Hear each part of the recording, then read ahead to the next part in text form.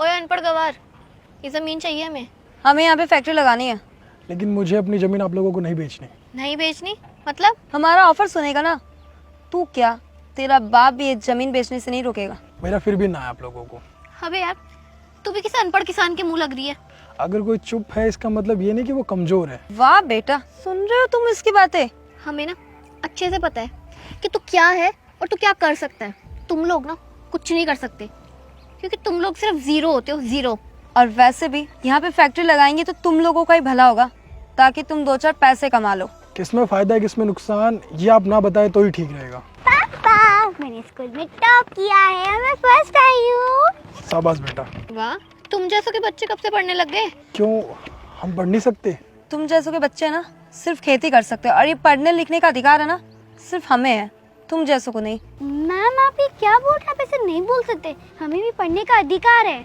बेटा, तुम्हें अधिकार होता अगर तुम इस किसान के घर पैदा नहीं होती तो। मैम हम भी पढ़ लिख सकते हैं, आगे बढ़ सकते हैं। मेरे पापा कहते हैं हमें हमेशा आगे बढ़ना चाहिए और हमें अपनी लाइफ में कुछ बड़ा करना चाहिए। बेटा, तेरे पापा ने ना तेरे दिमाग में गोबर भर दिया है। तुझे भी ना अपने पापा की तरह अनपढ़ ही रहना चाहिए था। सुन, इस डॉक्यूमेंट पे सिग्नेचर कर, पैसे ले और निकल इस प्रॉपर्टी से। अरे तू पागल हो गई है? इसे सिग्नेचर करने के लिए बोल रही है? इसे कहाँ आते होंगे सिग्नेचर? अंगूठा लगवा इससे। देख रही है तो एक नंबर का गवार, और इतना एटीट्यूड दिखा रहा है।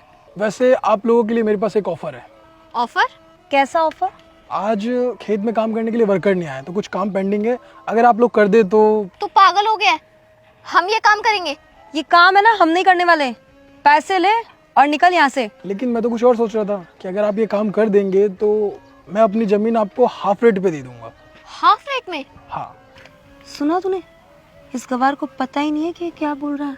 तो कर देते हैं ना काम, और हाफ रेट में ये ज़मीन ले लेते हैं। वैसे भी कितना ही मुश्किल होगा ये काम। तुम पक्का हमें ये प्रॉपर्टी हाफ रेट में दे दोगे? हाँ, अगर आप लोगों ने काम अच्छे से किया तो मैं यह ज़मीन अपनी आधी रेट पे दे दूंगा आप लोगों को, लेकिन काम आप लोगों को अच्छे से करना होगा। हाँ हाँ, कर देंगे ये काम। वैसे भी बहुत ईजी है। और हाँ, ये डॉक्यूमेंट ले, इस पे अंगूठा लगा के लेके आ जाना जल्दी से जल्दी। शाम तक ये तेरे को सारा काम मिल जाएगा। देखते हैं आप लोगों से काम हो पाता है या नहीं हो पाता। बेटा, आप इन मैडम को अच्छे से काम समझा देना कि खेत में क्या क्या काम करना है। जी पापा।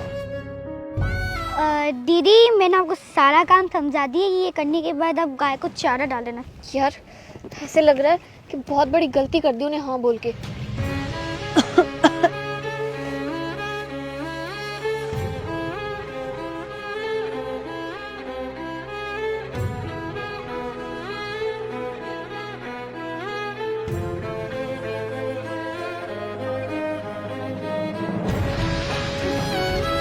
आ गए आप लोग?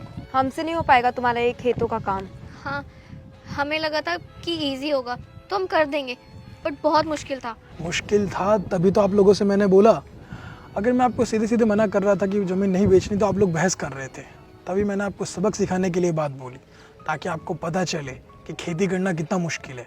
आप जैसे शहर के लोगों को ये लगता है कि बहुत आसान है और बहुत ईजी तरीके से हो जाता है, लेकिन ऐसा नहीं है मैडम, बहुत मुश्किल है। जो आप खाना खाते हैं, जो आपके प्लेट में खाना आता है, उसको एक किसान को आप तक पहुंचाने के लिए महीनों लग जाते हैं, उस फसल को आप तक अच्छे से पहुंचाने में।